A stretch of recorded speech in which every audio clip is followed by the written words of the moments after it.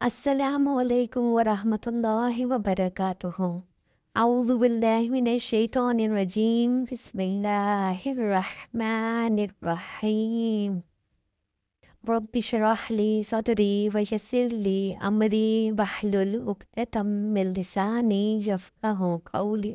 ربی زدنی علما، اے رب میرے علم میں اضافہ فرما۔ سورہ بقرہ ایپیسوڈ 48، آیت نمبر 252 سے 254۔ تلک آیات اللہ نتلوها علیک بالحق وانک لمن المرسلین۔ یہ اللہ تعالیٰ کی آیتیں ہیں جنہیں ہم حقانیت کے ساتھ آپ پر پڑھتے ہیں، بالیقین آپ رسولوں میں سے ہیں۔ These are the verses of Allah which we recite to you, O Muhammad, in truth, and indeed you are from among the messengers.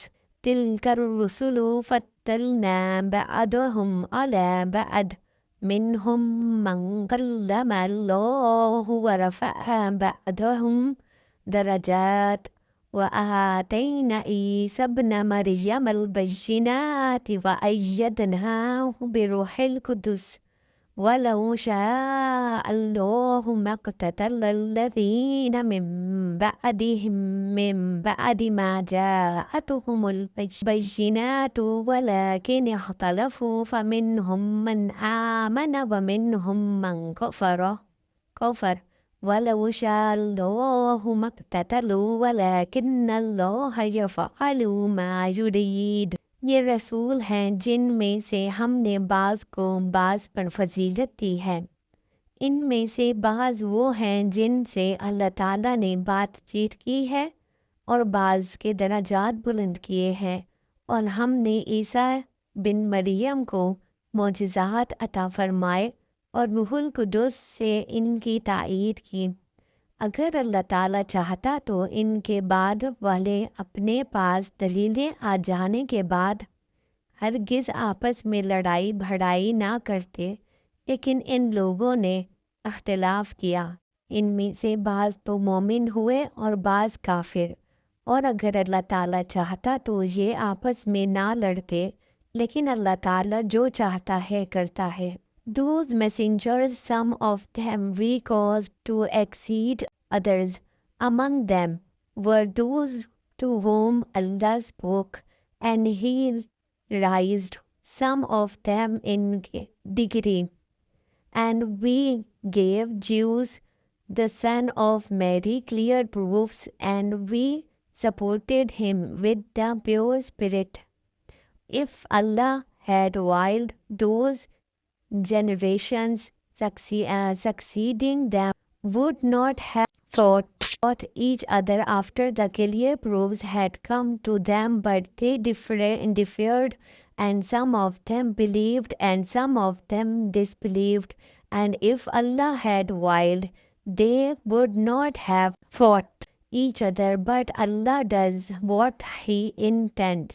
يا أيها الذين آمنوا أنفقوا مما رزقناكم من قبل أن يأتي يوم لا بيع فيه ولا خلة ولا شفاعة والكافرون هم الظالمون۔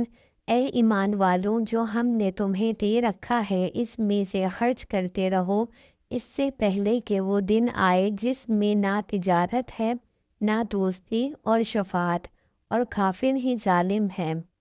O you who have believed, spend from that which we have provided for you, before there comes a day in which there is no exchange and no friendship and no intercession. And the disbelievers, they are the wrongdoers.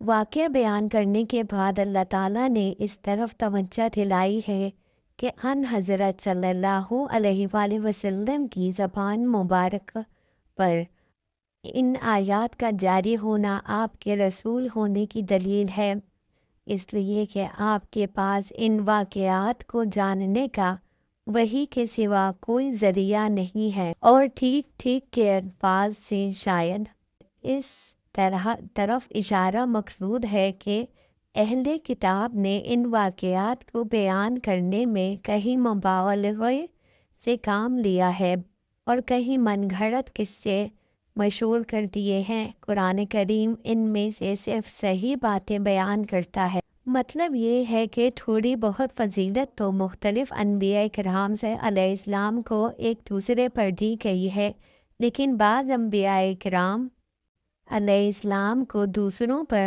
بدرجہ زیادہ فضیلت حاصل ہے، اور یہ نبی کریم صلی اللہ علیہ وسلم کی طرف ایک لطیف اشارہ ہے۔ قرآن کریم نے بہت سے مقامات پر یہ حقیقت بیان فرمائی ہے کہ اللہ تعالیٰ کی قدرت میں یہ تھا کہ وہ تمام انسانوں کو زبردستی ایمان لانے پر مجبور کر دیتا، اور اس صورت میں سب کا دین ایک ہی ہو جاتا اور کوئی اختلاف پیدا نہ ہوتا، لیکن اس سے وہ سارا نظام تلپٹ ہو جاتا جس کے لیے یہ دنیا بنائی گئی ہے اور انسان کو اس میں بھیجا گیا ہے۔ انسان کو یہاں بھیجنے کا مقصد اس کا یہ امتحان دینا ہے کہ اللہ کے بھیجے ہوئے پیغمبروں سے ہدایت کا راستہ معلوم کرنے کے بعد کون ہے جو اس ہدایت پر اپنی مرضی سے چلتا ہے اور کون ہے جو اس کو نظر انداز کر کے اپنی من گھڑت خواہشات کو اپنا رہنما بناتا ہے۔ اس لیے اللہ نے زبردستی لوگوں کو ایمان پر مجبور نہیں کیا، چنانچہ آگے آیت نمبر 256 میں صراحت کے ساتھ یہ بات کہہ دی گئی ہے کہ دین میں کوئی زبردستی نہیں ہے، حق کے دلائل واضح کر دیے گئے ہیں۔ اس کے بعد جو کوئی حق کو اختیار کرے گا وہ اپنے ہی فائدے کے لیے ایسا کرے گا، اور جو شخص اسے نظر انداز کر کے شیطان کے سکھائے ہوئے راستے پر چلے گا وہ اپنا ہی نقصان کرے گا۔ مراد راہ خدا میں خرچ کرنا ہے۔ ارشاد یہ ہو رہا ہے کہ جن لوگوں نے ایمان کی راہ اختیار کی ہے انہیں اس مقصد کے لیے جس پر وہ ایمان لائے ہیں مالی قربانیاں برداشت کرنی چاہیے۔